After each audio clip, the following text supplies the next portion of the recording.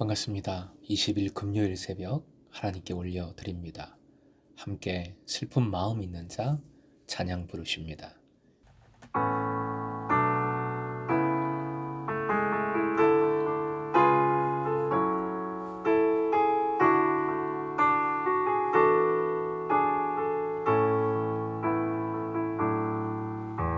슬픈 마음 있는 자, 몸과 영혼 병든 자, 누구든지 부르시오. 예수 이름 부르시오. 그 이름을 믿는 자, 그 이름을 부르는 자, 그가 어떤 사람이든 그는 구원 얻으리.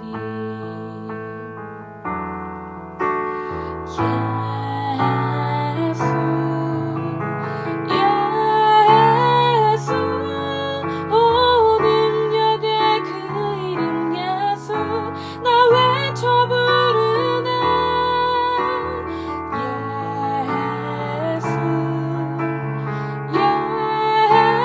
예수, 오 구원의 그 이름 예수, 나 외쳐 부르네.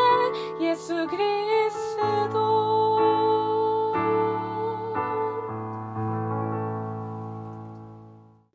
오늘 말씀은 마태복음 21장 40절에서 46절까지 40절부터 46절까지의 말씀입니다. 함께 읽겠습니다. 그러면 포도원 주인이 올 때에 그 농부들을 어떻게 하겠느냐? 그들이 말하되 그 악한 자들을 진멸하고 포도원은 제때에 열매를 바칠 만한 다른 농부들에게 새로 줄지니이다. 예수께서 이르시되 너희가 성경에 건축자들이 버린 돌이 모퉁이의 머릿돌이 되었나니 이것은 주로 말미암아 된 것이요 우리 눈에 기이하도다 함을 읽어본 일이 없느냐? 그러므로 내가 너희에게 이르노니 하나님의 나라를 너희는 빼앗기고 그 나라의 열매 맺는 백성이 받으리라. 이 돌 위에 떨어지는 자는 깨지겠고 이 돌이 사람 위에 떨어지면 그를 가루로 만들어 흩으리라 하시니 대제사장들과 바리새인들이 예수의 비유를 듣고 자기들을 가르쳐 말씀하심인 줄 알고 잡고자 하나 무리를 무서워하니 이는 그들이 예수를 선지자로 알미었더라. 오늘의 기도 제목, 하나님의 뜻대로 순종하는 삶으로 하나님 나라를 소유하게 하소서. 하나님의 뜻대로 순종하는 삶으로 하나님 나라를 소유하게 하소서. 포도원 주인은 참았습니다. 이상한 참을성입니다. 사실 말도 안 되는 참을성입니다. 다른 주인 같으면 첫 번째 반영을 보고 즉시 징벌했을 것입니다. 소장농을 바꿨을 것입니다. 하지만 그는 참고 또 참고 참았습니다. 마침내 아들을 보낼 때까지 참았지요. 그들이 아들을 죽이자 결국 주인은 행동을 했습니다. 이렇게 악한 소장인들을 어찌하여 그 주인은 바보스럽게도 우직하게 믿고 있었는지 아연할 정도입니다. 예수께서는 이러한 대비를 통하여 소장인들의 악함을 강조하고 계시면서 동시에 주인의 오래 참음을 강조하고 계시는 것이지요. 그러면서 이제 본문의 40절 다시 되물으십니다. 이것이 유대인들의 전통적인 천재 교육 방법이라고 요즘 얘기하지요. 유대인들의 교육 방법이고 예수께서도 이 방법을 사용하고 계십니다. 종종 사용하시지요. 즉 어떤 이야기를 들려주고서 그 결론을 듣는 이들이 스스로 내리도록 유도하는 방법입니다. 이것이 바로 신앙교육의 핵심입니다. 훈계식, 강압식이 아니라 자발적인 참여를 유도하는, 이루는 것이 중요합니다. 지금 금성 미래공동체에 잇대어 보면 바로 지금의 통합교육, 자발적 교육의 근거가 되는 가르침의 모습인 것입니다. 41절 청중들이 올바른 결론을 말해줍니다. 그런데 그 청중들은 다름 아닌 누구입니까? 종교 지도자들이지요. 당황하는 이들의 모습이 44절에 이어지는데 뒤에서 더 말씀드리겠습니다. 주인이 포도원에 쏟은 애정과 보낸 종들의 희생, 그리고 심지어 아들까지의 죽음을 생각한다면 주인이 소작인들을 멸하는 행동이 결코 지나치다 할 수 없습니다. 반면 41절 하반절의 표현대로 제때에 열매를 바칠 만한 다른 농부들이란 바로 새로운 신앙 공동체를 일컫는 것입니다. 교회입니다. 교회를 가리킵니다. 교회는 새로운 이스라엘로서의 의미를 가집니다. 교회에게는 옛 이스라엘과 똑같은 특권과 의무가 주어지는 것이지요. 42절은 앞에서도 인용된 시편 118편의 일부로서 22절, 23절을 인용하신 겁니다. 이 구절은 버림받았던 예수께서 교회의 머리가 되는 현상을 하나님의 오묘한 섭리로 설명을 해줍니다. 즉, 이 인용구는 예수님의 죽음과 부활을 암시적으로 예언해 주고 있는 것이지요. 43절, 예수님은 이제 직격탄을 날리십니다. 하나님의 아들을 배척한 유대의 종교 지도자들은 하나님 나라를 빼앗길 수밖에 없습니다. 하나님 나라는 하나님 나라의 열매를 맺는 백성이 받게 됩니다. 그 나라의 열매란 의로움입니다. 마태복음에서 의란 단순히 정의를 말하지 않습니다. 의란 하나님의 뜻을 실현하는 모든 것을 가리킵니다. 하나님 나라의 열매를 맺는다는 말은 따라서 하나님의 뜻을 행한다는 것입니다. 하나님의 뜻은 복음을 듣고 회개하는 것에서부터 시작하여 말씀대로 순종하는 삶까지 폭넓은 의미를 가집니다. 그것이 의로움입니다. 44절, 42절부터 연결되는 비유적인 말씀으로서 모퉁이 돌로서의 예수님에 관한 경고의 말씀입니다. 즉, 마치 사람이 돌 위에 떨어지거나 돌이 사람 위에 떨어지면 죽임을 당하는 것과 같이 모퉁이 돌 대신 예수께 잘못 대하면 멸망을 받게 될 것이라는 엄미한 말씀이지요. 45절에서 46절 이 비유의 말씀의 청중은 이미 말씀드린 대로 사내들인 의원들, 종교 지도자들입니다. 이들은 비유의 내용을 이제 알아차렸습니다. 남의 이야기인 줄 알고 재밌게 비유의 말씀을 듣고 있다가 이야기 속에 빠져들어갔던 이들은 그것이 자기들에 대한 말씀인 줄 알고는 깜짝 놀란 것이지요. 그리고 분노했으나 무리들이 무서워 예수님을 잡지 못했습니다. 그들의 비겁이 다시 드러나는 부분이지요. 사실 예수님을 선지자로 아는 것만으로는 충분치 않습니다. 그럼에도 백성의 지도자라고 자처하는 이들이 백성들만한, 이 무리들만한 믿음조차 갖지 못하고 있는 안타까운 현실을 보여줍니다.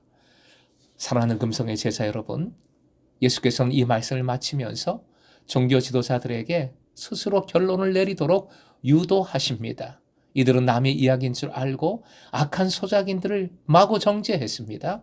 하지만 나중에 비로소 그 악한 소작인들이 자신들을 가리키는 줄 깨달았습니다. 이는 그 어떤 화려한 화술보다 강력한 깨달음을 줍니다. 도전을 줍니다. 이것이 신앙교육의 본질이면서 그만큼 예수님은 이들에게 강력한 메시지를 통하여, 강력한 방법을 통하여 회개할 것을, 하나님의 뜻을 알고 깨닫고 이룰 것을 촉구하고 계시는 것입니다. 이 비유의 초점은 사람의 악함과 하나님의 사랑, 즉 오래 참으심이다 말씀드렸습니다. 또 한 가지 짚어볼 이 비유의 중요한 초점은 새로운 이스라엘의 등장입니다. 즉 예수 그리스도께서 머릿돌 되시는 새로운 믿음의 공동체 교회입니다. 하지만 새로운 이스라엘은 교회도 그 자체가 중요한 것이 아니라 그 모습, 내용이 중요합니다. 옛 이스라엘처럼 하나님의 뜻에 불순종하면 옛 이스라엘과 다를 바가 없습니다.